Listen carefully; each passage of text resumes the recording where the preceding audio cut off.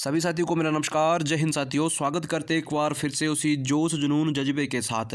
दोस्तों, जैसा कि आपको कहा गया कि डेली जो है आपकी क्लास जो है अब चलने वाली है। मैथ के प्रैक्टिस सेट जो आपको ये रोज़ाना अब मिलने वाले हैं। तो आप चाहे किसी भी एग्ज़ाम की तैयारी कर रहे हो, आपके आने वाले सभी एग्ज़ाम के लिए जो है मैथ के प्रैक्टिस सेट बहुत ही महत्वपूर्ण होते हैं। ठीक है, बहुत ही आपको जो है ये लाभ जो है देते हैं। प्रैक्टिस सेट लगाने से क्या होता है कि अपनी तैयारियों की जाँच ये अच्छे से हो जाती है। ठीक है, और अगर आपको चैनल आपको हेल्पफुल लगेगा तो आगे भी आप वीडियो को शेयर कर देना। जितने भी स्टडी ग्रुप आपके फ़ोन में बने होंगे उन ग्रुपों तक आप वीडियो को शेयर कर देना। देखिए, कोई भी जो है ये वीडियो को शेयर नहीं करता है।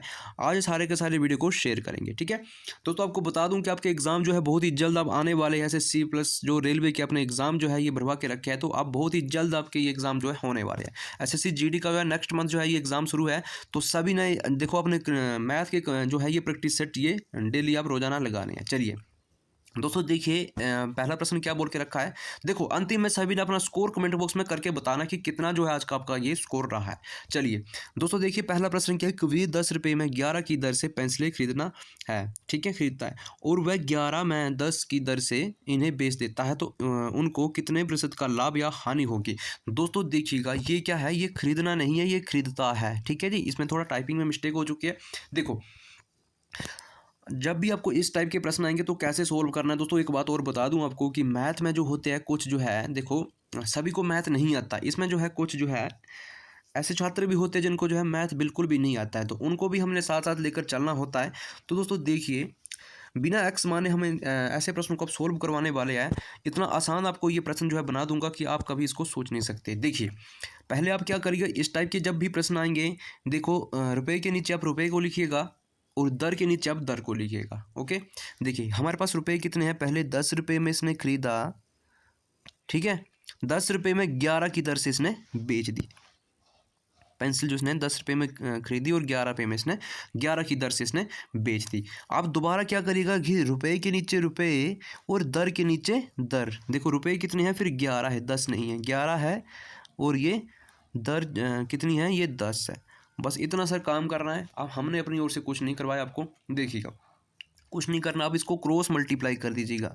क्रॉस मल्टीप्लाई कर दीजिएगा, कितना आएगा 10 की जब गुना करेंगे 10 में तो ये कितना बन जाएगा, ये बन जाएगा 100। 10 गुना 10 कितने होते हैं 100 और 11 गुने 11 कितने होते हैं, ये होते हैं 121। इतना सा काम करना है, बस कुछ नहीं। अब आपका प्रश्न जो है ये सोल्व हो चुका है। ठीक है, देखो 100 रुपये की कोई वस्तु थी, उसने खरीदी कितने में, 121 में। ठीक है, तो उसे कितने का ये प्रॉफिट हुआ है। ठीक है, प्रॉफिट अपॉन में सीपी। ठीक है, मल्टीप्लाई करेंगे 100 के साथ, हम आपके पास जो है ये परसेंटेज ये निकल के आ जाएगा। देखो 100 रुपये की वस्तु थी, 121 में खरीदी, कितने का प्रॉफिट हुआ, 21 का प्रॉफिट हुआ। और सीपी हमारे पास कितना है, 100 है। और प्रतिशत निकालने के लिए क्या करेंगे, इसको 100 के साथ मल्टीप्लाई करेंगे। आप देखिए ये 100 से 100 कैंसिल आउट हो चुका है। हमारे पास क्या क्या बचा, 21%। 21% कैसे क्या हुआ है, लाभ हुआ है। देखिएगा 21% किस ऑप्शन में देके रखा है, तो ऑप्शन नंबर ये डी में देके रखा है। दोस्तों हम उम्मीद करते हैं कि आप सभी को ये प्रश्न अब समझ आ चुका है और इस टाइप के जितने भी आप प्रश्न बनेंगे तो आप इसको अच्छे से सोल्व करोगे। देखिए, आप देखो प्रैक्टिस सेट लगाने के बाद आप क्या करिएगा कि जैसे जैसे मैंने जो जो टॉपिक से मैंने क्वेश्चन जो है ये उठा के ऐसे डाले हैं, तो ऐसे प्रश्नों को आप अपनी किताबों में ढूंढिएगा और खुद से करने का प्रयास करिएगा। ठीक है, चलिए अगले प्रश्न पे आइए। अगला प्रश्न क्या है, देखो दो मित्र ए और बी एक व्यवसाय में 3:4 के अनुपात में निवेश करते हैं। ए ने 2 महीने पहले अपना हिस्सा वापस ले लिया। एक वर्ष के अंत में कुल लाभ 2600 रुपये था। ए के लाभ का हिस्सा ज्ञात करिए। दोस्तों देखिए, ऐसे प्रश्न को कैसे सोल्व करते हैं। देखो हमारे पास तो पहले दो लोग हैं, ए और बी। ठीक है, ए और बी हमारे पास ये दो लोग हैं। इधर लिखता हूँ मैं ए और ये आ गया हमारे पास बी। इन्होंने क्या किया, एक व्यवसाय शुरू किया और इनका जो अनुपात कितना है, ये है 3:4। ठीक है जी, 3:4 इनका अनुपात है। अब देखिए समझने का प्रयास कर, थोड़ा आगे करके लिखता हूँ ताकि हम आपको अच्छे से समझा पाएँ। ठीक है, 3:4 इनका अनुपात कितना है, 3। ए का 3 है और बी का कितना है, 4 है। अब देखो दूसरी कंडीशन को पढ़िएगा आप कि ए ने 2 महीने पहले अपना जो है ये हिस्सा वापस ले लिया। अगर ए ने 2 महीने पहले अपना हिस्सा वापस ले लिया तो देखो एक वर्ष में कितने महीने होते हैं, 12। अगर 2 महीने पहले इसने अपना हिस्सा ले लिया तो इसने काम कितने तक किया, इसने किया 10 महीने तक। ठीक है, अब दूसरी लाइन को पढ़ी कि एक वर्ष के अंत में कुल लाभ जो है 2600 रुपये था। अगर देखिए पहले हम ए की बात करते हैं कि ए ने जो है 2 महीने पहले जो अपना ये हिस्सा वापस ले लिया, तो पूरे महीने काम किसने किया होगा? फिर बी ने किया होगा। बी ने जो है ये काम किया होगा, ठीक है।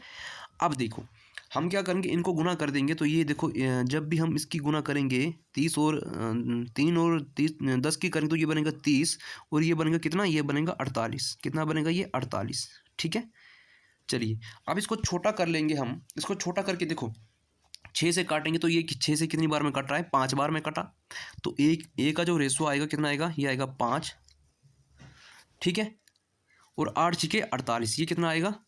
देखो 48 कट रहा है कितनी बार में? 8 बार में कट रहा है। तो ए की जो है देखो ये है 8, ठीक है। ए का रेशो बन रहा है 5 और बी का बन रहा है 8, ठीक है। कंफ्यूज नहीं होना है। देखिएगा अब क्या बोला कि वर्ष के अंत में कुल लाभ जो है 2600 रुपये था। मतलब कुल जो लाभ था इनका दोनों का ये कितना था? ये 2600 रुपये था। तो ए का लाभ का हिस्सा बताना है। देखो इनका जो कुल कितना है ये है 2600 रुपये। कितना है ये? 2600 रुपये है। तो लिख देते हैं 2600 रुपये, ठीक है जी। 2600 रुपये ये दोनों का कुल है। अगर हम अनुपातों का कुल देखें, ये है 5 और ये है 8। 8 5 कितने होते हैं? 13। तो इनको हम इसके हर में लिख देंगे। अब जिसका पूछा होगा उसके साथ हम जो है मल्टीप्लाई कर देंगे, गुना कर देंगे। हमसे पूछा कि ए का हिस्सा क्या है, तो ए का जो हमारे पास अनुपात है उसको हम कर देंगे गुना में। बस आंसर निकल के आ चुका है। अब जिसका भी जो है ये गुना भाग जो है अच्छे से जिनको आता है वो अच्छे से सोल्व करेंगे, जिनको नहीं आता वो इधर देखेंगे। देखो कैसे काटेंगे, देखो पेन को चेंज करते हैं। देखो 13 से ही है 26 कट रहा है कितनी बार में? 2 बार में। अब ये 7 वाली जितनी जीरो है ये 2 जीरो लग जाएंगी। तो 1% की वैल्यू कितनी आई हमारे पास? 200। अब 200 गुना 5 कितना होता है? 4 पंजे 20 और ये 2 जीरो लग जाएंगी। 5 दूने 10, ठीक है। 5 दूने 10 तो ये 1000 इसका जो है हमारे पास इस किसका हिस्सा आने वाला है? ये है ए का हिस्सा हमारे पास ये आएगा। अगर हमसे पूछता बी का तो हमने क्या करना था? बी के साथ फिर मल्टीप्लाई करना था। किसको करना था? 8 को मल्टीप्लाई कर देना था, हमारे पास आंसर निकल के आ जाएगा, ठीक है। तो दोस्तों हम उम्मीद करते हैं कि आपको ऐसे प्रश्न जब भी आएंगे तो आप इसको अच्छे से आप सोल्व करने वाले हो। अगर आपको चैनल हेल्पफुल लगता है तो सभी के सभी चैनल को दबा के सब्सक्राइब करेंगे। बस उसी जोश जुनून जज्बे के साथ जो अपने जो है चैनल से बने रहना है, ठीक है। तो ऑप्शन नंबर डी हमारा ये राइट हो जाएगा। फटाफट सारे के सारे चैनल को दबा के जो है सब्सक्राइब करेंगे। सब्सक्राइब करने से क्या होता है, ठीक है, अच्छे से हम मोटिवेट होते हैं। चलिए अब अगला प्रश्न क्या है, देखिए ए और बी की आयु का अनुपात क्रमशः 5:8 है। 8 वर्ष के बाद उनकी आयु का अनुपात 3:4 होगा। उनकी वर्तमान आयु का योग क्या है? तो देखिए जब भी इस टाइप के आपके पास एग्जाम में ऐसे प्रश्न आएंगे तो कैसे इनको सोल्व करना है। देखो ज़्यादा एक्स वैक्स मानने की आपको कोई भी जरूरत नहीं है। बस आप एसएससी स्टडी AK-47 से जुड़े हो तो चिंता वाली कोई बात नहीं। कैसे सोल्व होते हैं देखिए, देखो ये हर एग्ज़ाम में ऐसे प्रश्न जो है पूछे जाते हैं, चाहे जिस मर्जी एग्ज़ाम की आप तैयारी कर रहे हो। देखो आपके पास पहले जो अनुपात होगा, हमारे पास तो पहले ये 2 व्यक्ति है, ए और बी नाम के 2 लोग हैं, ठीक है। एग्जाम्पल फॉर ए या बी मान लो या XY मान लो, ठीक है। देखो अब क्या करना है, इनका जो अनुपात देख रखा है 5:, पहले वाला अनुपात 8, और दूसरी कंडीशन में क्या करना अपने दूसरे वाला अनुपात, जो दूसरे वाला अनुपात होगा उसको आपने उसी के नीचे लिख देना है। तो दूसरा वाला अनुपात कितना है? 3:4, ठीक है। अब आप क्या करिएगा, जितने आपके पास वर्ष होंगे उनको आप एक साइड लिख लीजिएगा। कितने वर्ष हैं? 8 वर्ष है, ठीक है। अब क्या करिएगा, इनको आप क्रॉस मल्टीप्लाई कर दीजिएगा, वह सब का आंसर निकल के आ जाएगा। देखो 4 की गुना 5 में करेंगे तो ये कितना बनेगा? 20, और 3 की गुना 8 में करेंगे तो ये कितना बनेगा? 24। 20 और 24 बना।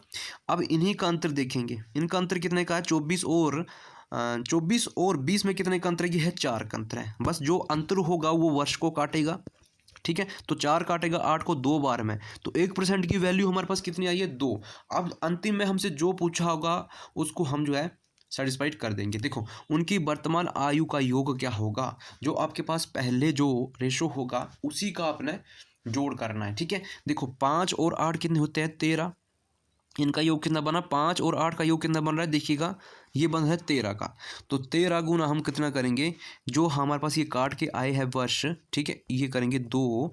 तो हमारे पास जो है 13 गुना 2 कितना बनेगा, ये बनेगा 26। तो 26 वर्ष जो है इनकी आयु का योग है। ठीक है, तो इसी तरह से आपने करना था। अगर देखो इस तरह से नहीं करना था तो एक कंडीशन और भी थी। देखो पहले हम जो हमारे पास ये ए है 5 और ये कितना है, ये है 8। तो पहले हम देखो इसमें गुना करेंगे। अगर हमसे ए का पूछता तो हमने एक साथ गुना करना था, 5 दूने 10, तो ए की आयु आनी थी 10, और बी की जब हम गुना करना था 8 से तो ये आना था 16। तो इनको जब जोड़ेंगे तब भी ये 26 हमारे पास बन रहा है। ठीक है, तो इस तरह से भी हम कर सकते थे। ठीक है, तो चलिए दोस्तों, अगर आपको अच्छा लग रहा है तो चैनल को आप सब्सक्राइब करिएगा और वीडियो को शेयर कर दीजिएगा। चलिए अब अगला प्रश्न देख रखा है, कमल और अनिल क्रमशः 8 दिन और 14 दिन में एक तालाब खोद सकते हैं। यदि खुदाई का कुल खर्च जो है 4400 रुपये है। कितना है, 4400 रुपये, 4400 रुपये है। तो अनिल कितना पैसा कमाएगा। देखिए पहले तो हमारे पास ये दो व्यक्ति है, अनिल और कमल। ठीक है, अनिल और कमल हमारे पास दो व्यक्ति है। देखो ए से लिखते हैं हम, ए से अनिल, पहले हमारे पास कमल है, कमल और अनिल। ओके, अब जी ये अनिल जो है, कमल जो है ये 8 दिन में कर रहा है। कितने में कर रहा है, 8 दिन में। और अनिल जो है ये 14 दिन में कर रहा है। बस कुछ नहीं करना है, दोनों का हम क्या करेंगे, एलसीएम लेंगे। दोनों का एलसीएम कितना आया, ये देखो ये आया 56। ठीक है, अब इनका एलसीएम आया 56। तो देखिएगा पहले हम क्या करेंगे, कमल का 1% का मान निकालेंगे। तो 8 कितने होते हैं, 8 सते 56। इसकी 1% की वैल्यू कितनी है, 7। और 14 से काटेंगे तो 14 से कितनी बार में कटा है, 14 चौके 56। तो ये इसका आ रहा है 4। ठीक है, अब इनकी जो है कोई भी वैल्यू नहीं रही है।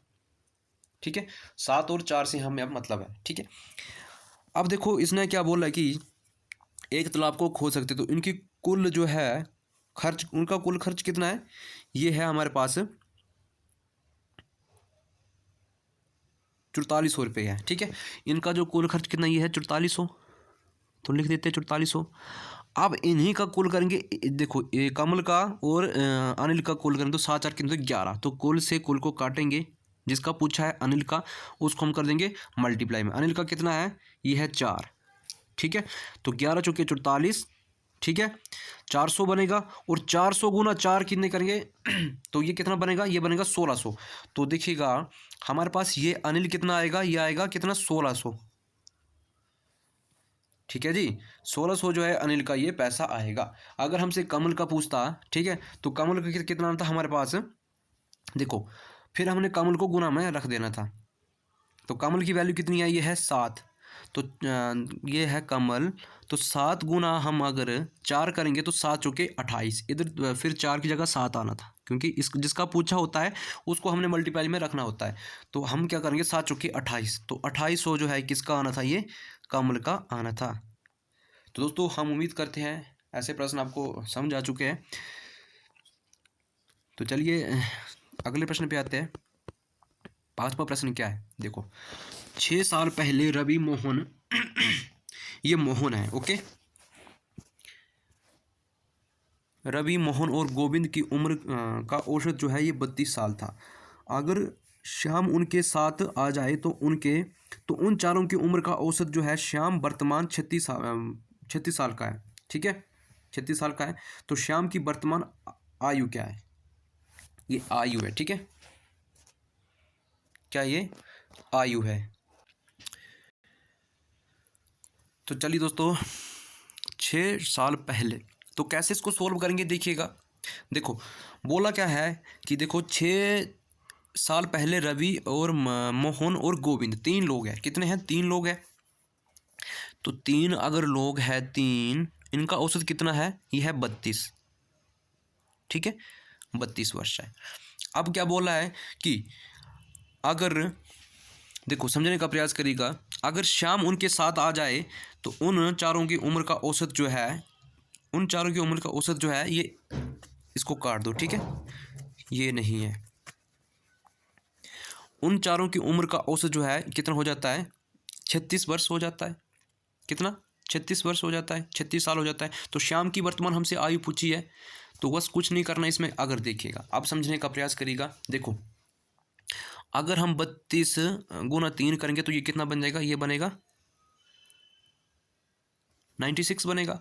ठीक है, अब देखो ये 6 साल पहले बोल के रखा है, 6 साल पहले बोल के रखा है, तो अब वर्तमान में आने के लिए क्या करेंगे। देखो 6 वर्ष तीनों में जोड़ेंगे, है ना। 6 वर्ष पहले बोल के तो 6 एक में जुड़ेगा, अगर 6 रवि में जुड़ेगा, 6 मोहन में जुड़ेगा, तो 6 गोविंद में भी जुड़ेगा, तो ये कितना बन जाएगा 18। ठीक है 18, तो इनका टोटल कितना बनेगा, ये बनेगा 114 बनेगा। कितना बनेगा 114 बन रहा है, कितना बन रहा है 114। अब दूसरी कंडीशन को पड़ेगा कि उनमें श्याम उनके साथ आ जाए तो उनकी औसत उम्र जो है 36 साल हो जाती है। पहले 3 लोग थे, अब कितना श्याम भी आ रहा है तो 4 लोग हो जाएंगे। औसत उम्र कितना हो रहा है, ये हो रहा है 36।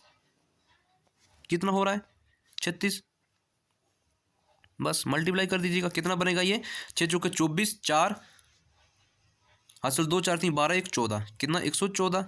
बस कुछ नहीं करना है। हमसे पूछा कि शाम की वर्तमान आयु क्या है, ये हमसे आयु पूछी है। ठीक है, शाम की वर्तमान आयु क्या है, तो कुछ नहीं करना। 144 में से अगर हम 114 को निकाल दें तो हमारे पास जो है शाम की उम्र जो है ये निकल के आएगी। तो अगर हम इसको निकालेंगे 144 में 114 को निकालेंगे तो कितना बनेगा, ये 30 वर्ष। 30 वर्ष जो है ये किसकी आयु निकल के आई है, शाम की निकल के आई है। तो ऑप्शन नंबर कहाँ दे के रखा है, ऑप्शन नंबर चौथा जो ये डी ऑप्शन नंबर ये दे के रखा। तो 30 वर्ष जो है ये शाम की आयु है ना। तो दोस्तों हम उम्मीद करते हैं कि आपको ये जो है चैनल हेल्पफुल लग रहा है, तो चैनल को सब्सक्राइब करिएगा और वीडियो को शेयर करिएगा। देखो सब्सक्राइब करने में कंजूसी नहीं करनी है, ठीक है, फटाफट सभी ने चैनल को सब्सक्राइब करना है और वीडियो को लाइक करना है। चलिए अगले क्वेश्चन पे आइए। अगला क्या है, देखो यदि 9 वर्ष का साधारण ब्याज मूलधन के 45 वर्ष के बराबर हो तो प्रतिवर्ष ब्याज की दर बराबर होगी।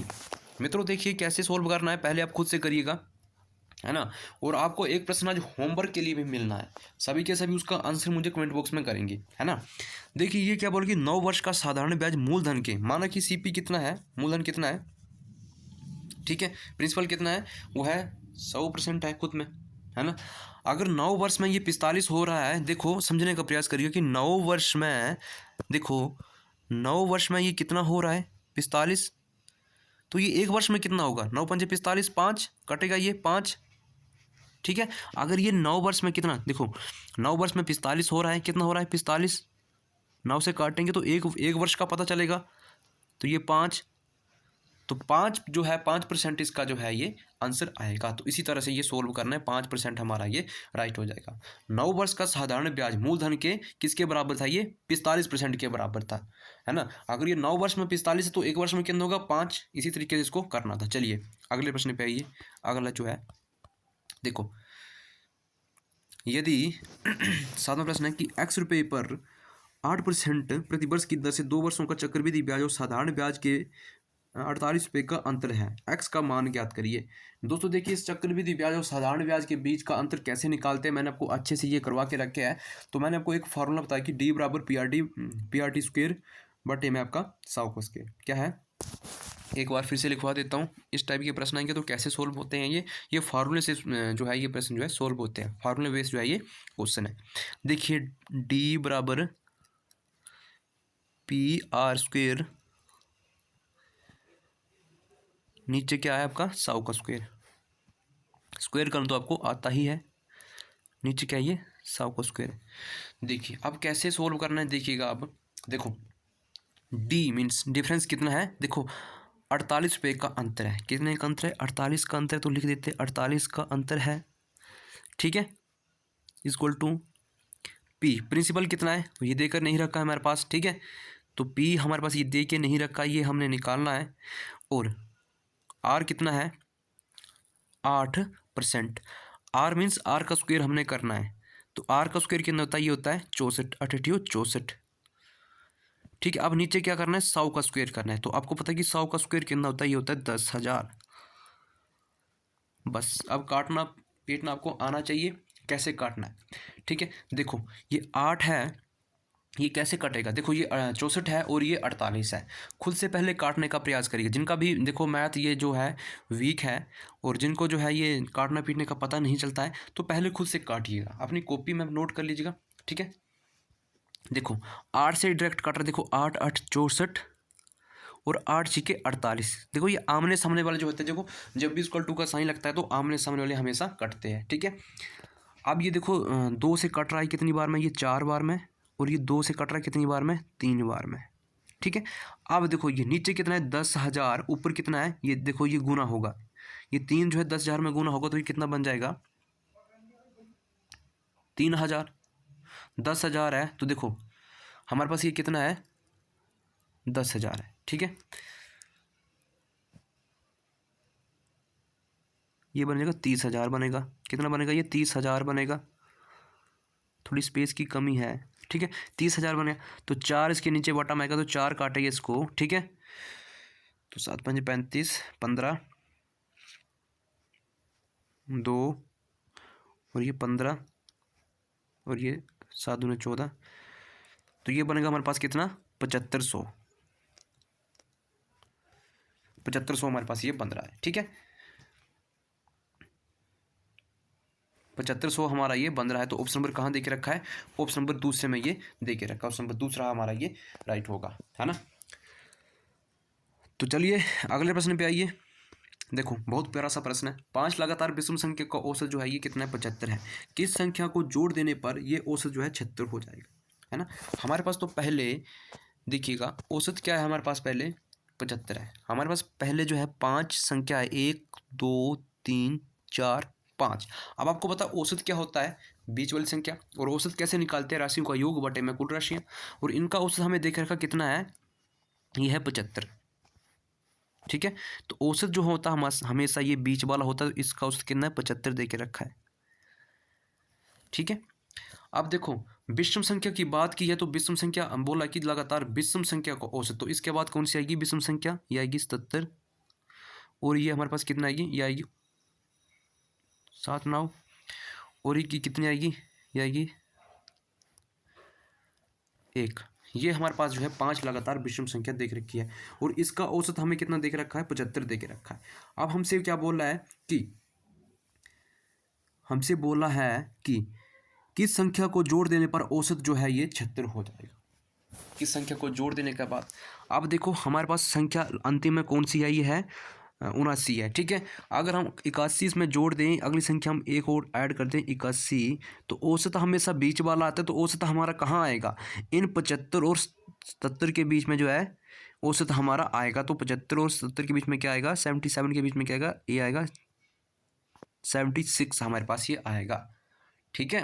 तो इसी तरह से देखो ये 81 नहीं है, ये कितना है 8 1 है, 81 है, ठीक है 81 है। तो इनके बीच औसत कितना आएगा हमारे पास, ये आएगा 86। हाँ औसत जो होता है हमेशा बीच वाला ही होता है। तो इसी तरह से इसको सोल्व करना था। तो ऑप्शन नंबर 81 जो है ऑप्शन नंबर बी में देख रखा है, ऑप्शन बी हमारा ये राइट होगा। चलिए अब अगले प्रश्न पे आइए। अगला प्रश्न किस टाइप का देख रखा है, देखो। और ये प्रश्न जो है आपके लिए HW आज रहने वाला है। HW आपको दिया नहीं है तो आपके लिए जो है प्रश्न जो है ये HW आज रहने वाला है, ठीक है। सारे के सारे इसका आंसर जो है कमेंट बॉक्स में बताएंगे कि इसका आंसर रहने वाला है। और इस टाइप के प्रश्न मैंने आपको अच्छे से करवा के रखे हैं, ठीक है। और जिसका भी कमेंट पहले आएगा उसका नाम हम अगले दिन अगले वीडियो में मेंशन करेंगे, ठीक है। इसका आंसर क्या रहने वाला है ना। चलिए 10वां प्रश्न है, ठीक है। राजू की आय उसके व्यय से 20% अधिक है। उसकी आय जो है ये 60% बढ़ जाती है और उसके व्यय में 70 की कमी वृद्धि होती है, ठीक है। 70 की वृद्धि होती है तो उसकी बचत कितने प्रतिशत की कमी या वृद्धि हुई है। दोस्तों चलिए प्रश्न को स्टार्ट करते हैं। कैसे ये प्रश्न सोल्व करना है मैं आपको करवाता हूँ अच्छे से। देखो पहले तो हमारे पास जो है ये देखो आय है, व्यय है और बचत है। देखो आय लिख देते इधर, आय, पेन को चेंज करते हैं, ठीक है। आय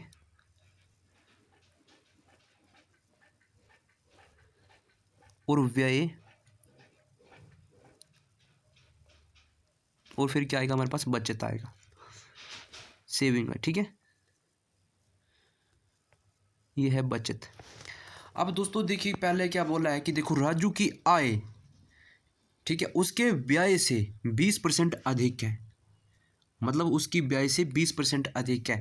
तो उसकी जो व्यय है पहले माना कि ये कितनी है 100 है और 20 अधिक है तो ये कितना हो जाएगा 120, कितना होगा ये 120, ठीक है।